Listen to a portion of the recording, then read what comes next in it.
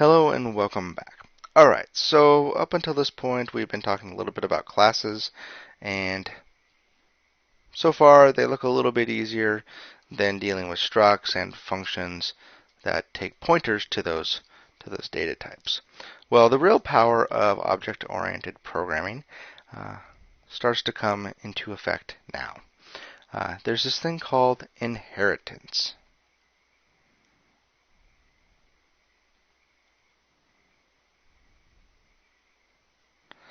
Inheritance. And so what inheritance is that it basically allows you to parent data types. So what you could have is a chain of data types that build on each other.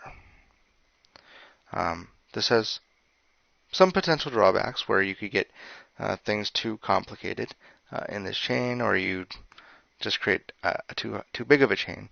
But let's take a look at a pretty practical example of what we could do with this. Let's say that we're dealing with a graphic system, and we want to be able to create points. And points come in two basic types. There's the two-dimensional point, and there's the three-dimensional point. Okay. So what does a 2D point look like? Let's call it point 2D. Well, a 2D point has an x-coordinate and a y-coordinate. And it has the ability to do a set of behaviors or methods on this data. And we'll just call this section M for methods. Okay, well, there's also the point 3D. And it's got an X, it's got a Y, and it's got a Z. And so we can see that this top half on these 2 points are the same. So that means if you have any functions that only deal with the X and Y, you would have to re-implement those in a point 3D class. Well, with inheritance, what we can actually do is tie these 2 points together. And we can actually say something like this. We can do class point 2D. And we'll just leave this part blank. And we could do class point 3D colon and then public point 2D. And now what that allows us to do is to not redefine, let's call this, all this block right here, A. Well, that means we get A for free right there. And then we can define our own stuff after A. So this allows us to reuse code. And in general, the ability to reuse code is a good thing. That way we don't have to, if let's say we needed to update something in our 2D point class, well, that means our 3D point class will get updated with it. Most of the times, that's exactly what we want. There are a few times where that could cause some breaking chains up the parent hierarchy. But in general, whenever we get a bug fix or some additional functionality in our base classes, we also want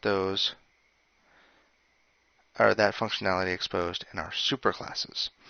And so there's some words there I was using. Our base class refers to this guy, the class at the bottom of our parent chain, and the superclasses refer to all of the classes above that base class. And so really that's the basics of inheritance. the key to inheritance is just learning how to actually architect your programs correctly, and so you don't have each class just basically adding one data type or one minuscule piece of information, because there is a way to share some common data. The key is to be able to group functionality in bigger chunks that can actually stand on their own. So while a point 2D and a point 3D are basically just adding one more data type, they are completely different, can stand on their own individually. A bad example might be going from a class called a car to a Ford, for example, where this Ford isn't really adding anything different to a car other than the name always being Ford, for example, if a car only had a make and model.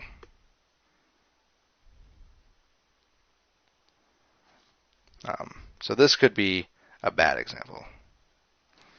And that's really where the trick comes in with inheritance. Now the other tricky, or not tricky, but the other important thing about inheritance is it allows us to use the functions. So if we had a function called normalize on our point, well, what it means to normalize a 2D point is different than what it means to normalize a 3D point. But we still have that same concept of normalization. So how do we achieve that and still maintain this inheritance pattern? Well, we do that by what is called a virtual method.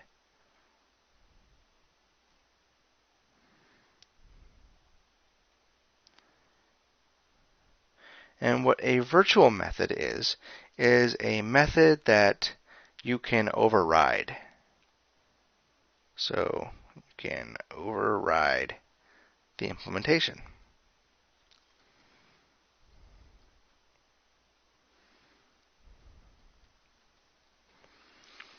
So instead of taking,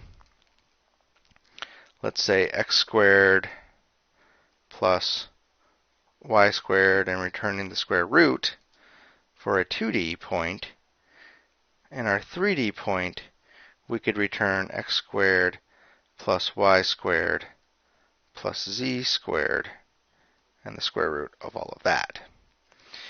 But the benefit is, regardless of what kind of point we're dealing with, we could always call the normalized method.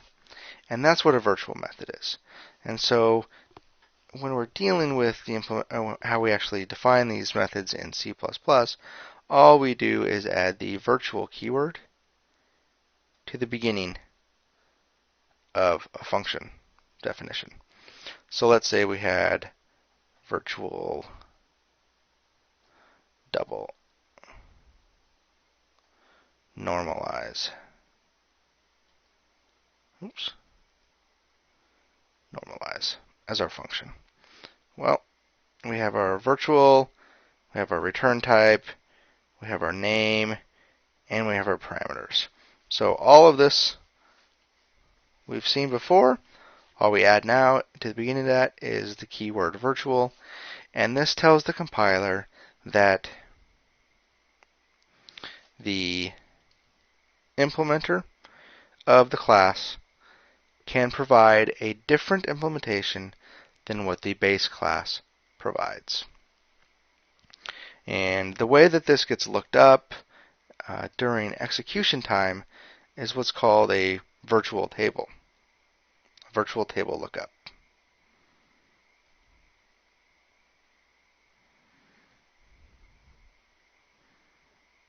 And so the basics of this is that there's essentially a table that holds a pointer to all of the functions that can get called, and depending on the type that's calling it, it will look up the correct implementation of normalize and call that implementation. So that's the nitty-gritty not really, not so nitty gritty. But that's the 2-minute high level view of what's going on there. Basically, there's just a table that stores a pointer to all the functions, and if it's marked as virtual, it's in this table, and the type will get looked up correctly by the compiler, and it will be able to dynamically dispatch and look up that function. So yeah, that's really what I wanted to cover. Inheritance and virtual methods. They are the two biggest reasons why we actually want to use object-oriented programming over the functional or the function-based manipulation of data in memory. In the C world, you cannot inherit struct types. So if you wanted these two structs, you would need to redefine the x and the y, and then you'd have to create two separate methods for normalize on your point 2D and for your point 3D, and so it just gets a little more tedious and a little bit more to manage. So just remember, inheritance and virtual, they are the key factors to object-oriented programming. All right, in our next video, we'll go ahead and take a look at how we actually use these in practice. And so stay tuned. Thanks.